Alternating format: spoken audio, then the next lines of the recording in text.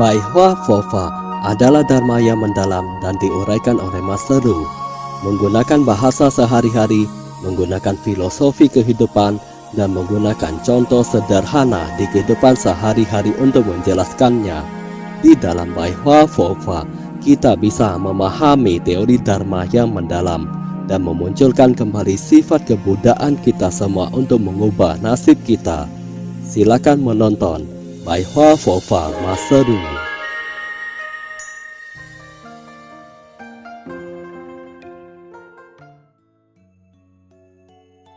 白话佛法光波讲座episode 21 Kesadaran adalah Buddha yang tercerahkan. Ingatlah, bagaimana cara agar bisa naik ke alam langit dan naik ke atas langit? Orang yang naik ke atas langit menjalankan 10 kebaikan. Selain itu, masih ada 6 cara untuk terbebaskan dari 6 alam reinkarnasi. Asalkan Anda bisa menguasai salah satu cara tersebut, Anda akan bisa terbebaskan dari 6 alam reinkarnasi dan mencapai alam arahat atau alam bodhisattva. 6 cara ini sering Sepuh jelaskan pada kalian, alias Sat Paramita atau 6 sifat luhur. Sat Paramita terdapat hubungan progresif.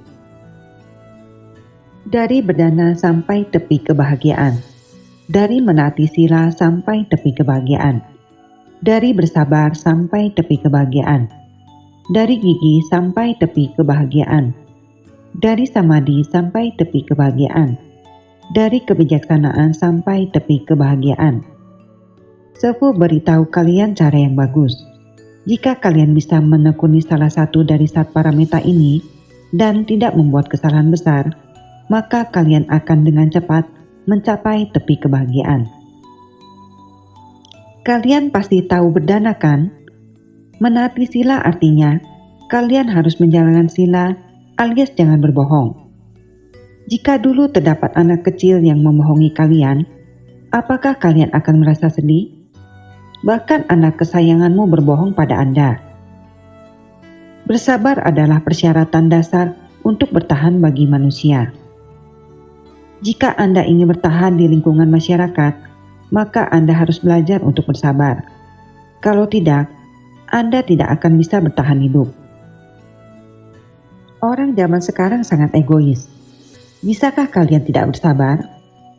Bisa-bisa Anda tidak bisa berteman dengan siapapun.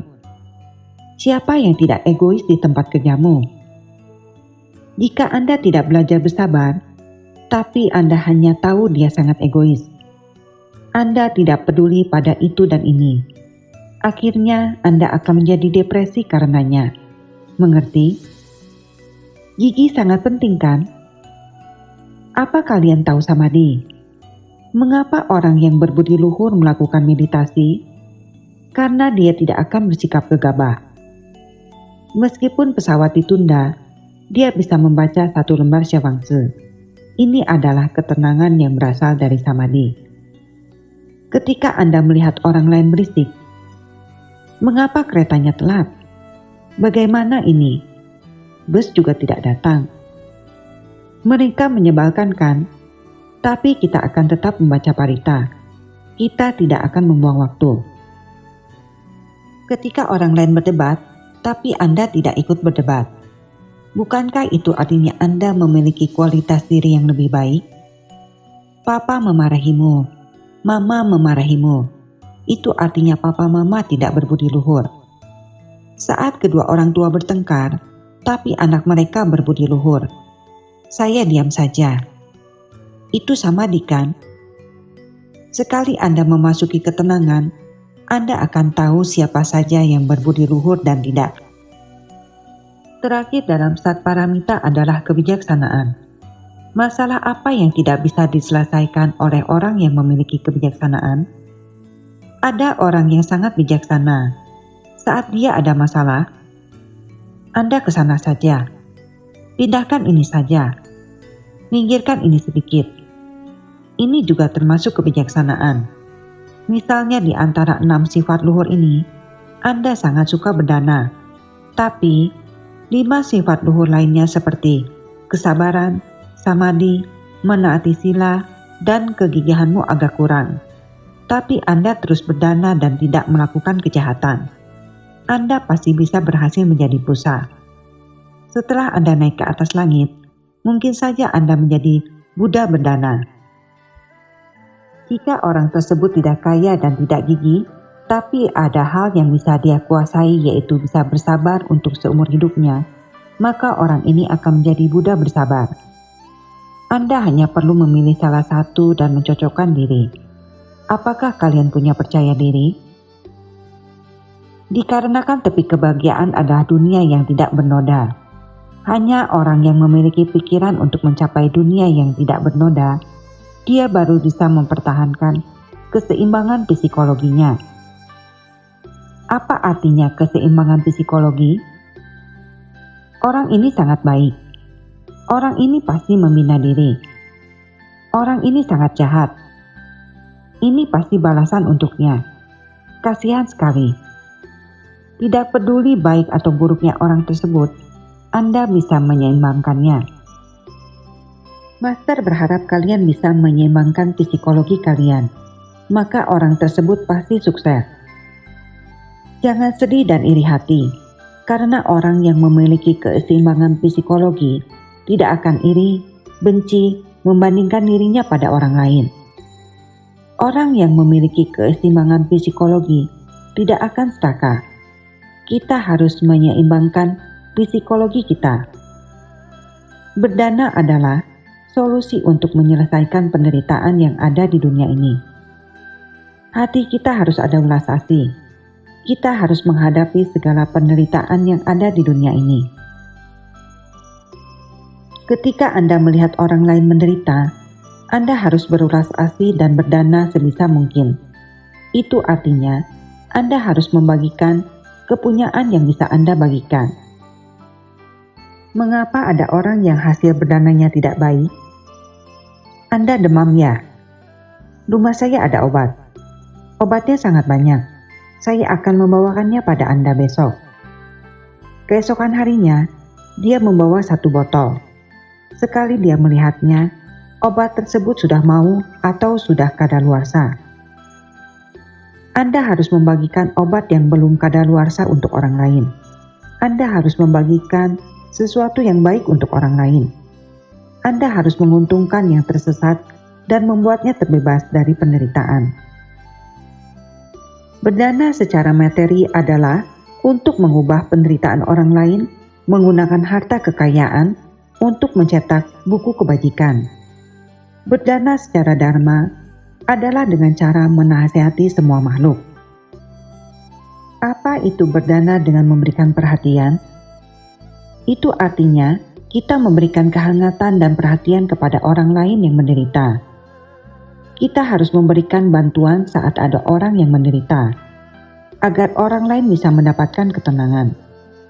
Kita harus menghilangkan rasa ketakutan orang lain. Kita harus menyentuh hati orang yang memfitnah ajaran benar dengan mempertahankan keyakinan dan pikiran benar.